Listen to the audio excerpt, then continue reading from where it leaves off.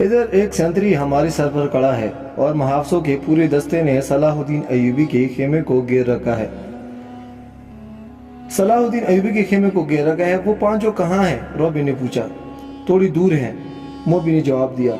وہ ابھی یہی رہیں گے؟ سنو موبی، رابن نے کہا، اس شخص نے مجھے پاگل کر دیا ہے۔ میری ضمیر پر اتنا بڑا بوجھ آ پڑا ہے جیسے اس شکست کی ذمہ داری مجھ پر عائد ہوتی ہے۔ صلیب پر ہاتھ رکھ کر حلف تو سب سے لیا گیا ہے، لیکن ایک سپاہی کے حلف میں اور میرے حلف میں زمین اور آسمان کا فرق ہے۔ میرے رتبے کو سامنے رکھو، میرے فرائض کو دیکھو۔ آدھی جنگ مجھے زمین کے نیچے اور پیٹھ کے پیچھے سے وار کر کے جیتنی تھی، مگر میں اور تم سات اور وہ پانچ اپنا فرض ادا نہیں کر سکے۔ مجھ سے یہ صلیب جواب مانگ رہی ہے۔ اس نے گلے میں ڈالی ہوئی صلیب ہاتھ میں لے کر کہا، میں اسے اپنی سینے سے جدا نہیں کر سکتا۔ اس نے موبی کے سینے پر پڑی صلیب اپنے ہاتھ میں لے لی اور کہا، تم اپنے ماں باپ کو دھوکہ دے سکتی ہو، اس صلیب سے آنکھیں نہیں چرا سکتی۔ اس نے جو فرض تمہیں سونپا ہے وہ پورا کرو۔ خدا نے تمہیں جو حسن دیا ہے وہ چٹانوں کو پاڑ کر تمہیں راستہ دے دے گا۔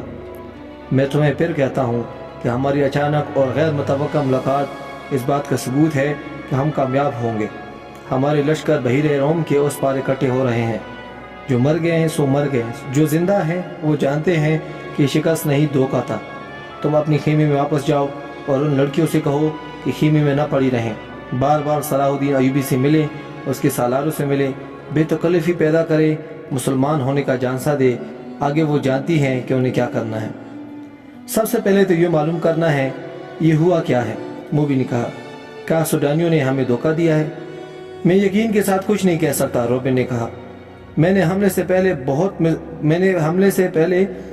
بہت پہلے مصر میں پھیلائے ہوئے اپنے جاسوسوں سے جو معلومات حاصل کیے تھیں وہ یہ ہیں کہ صلاح الدین ایوبی کو سوڈانیوں کے 50,000 محافظ لشکر پر بھروسہ نہیں، حالانکہ یہ مسلمانوں کے وائسرائے مصر کی اپنی فوج ہیں۔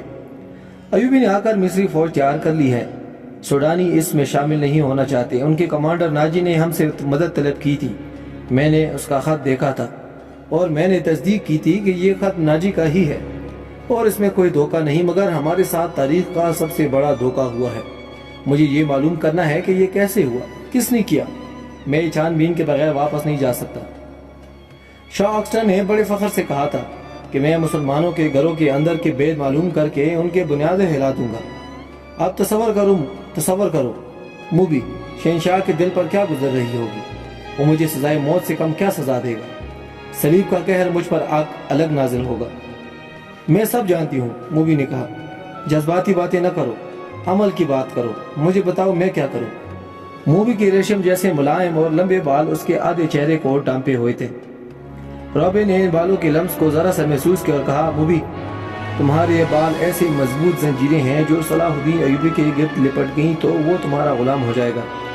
لیکن تمہیں سب سے پہلے جو کام کرنا ہے وہ یہ ہے کہ کرسٹوفر اور اس کے ساتھیوں سے کہو کہ وہ تاجروں کے بیس میں ناجی کے پاس پہنچے اور معلوم کرے کہ اس کے لشکر نے بغاوت کیوں نہیں کی اور یہ راز فاش کس طرح ہوا کہ اس سے فائدہ اٹھا کر صلاح الدین ایوبی نے گنتی کے چند ایک دستے گھات میں بٹھا کر ہماری 3 افواج کا بیڑا غرق کر دیا، اور انہیں یہ بھی کہو کہ معلوم کرے کہ ناجی صلاح الدین ایوبی سے ہی تو نہیں مل گیا اور اس نے ہمارا یہی حشر کرانے کے لیے ہی تو خط نہیں لکھا۔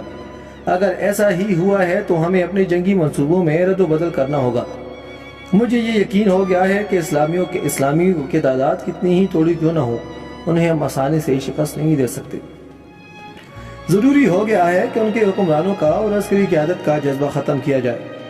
ہم نے تم جیسی لڑکیاں عربوں کے حرموں میں داخل کر دی ہیں۔ تم نے بات پر لمبی کر دی ہے، موبی نے اسے ٹوکتے ہوئے کہا۔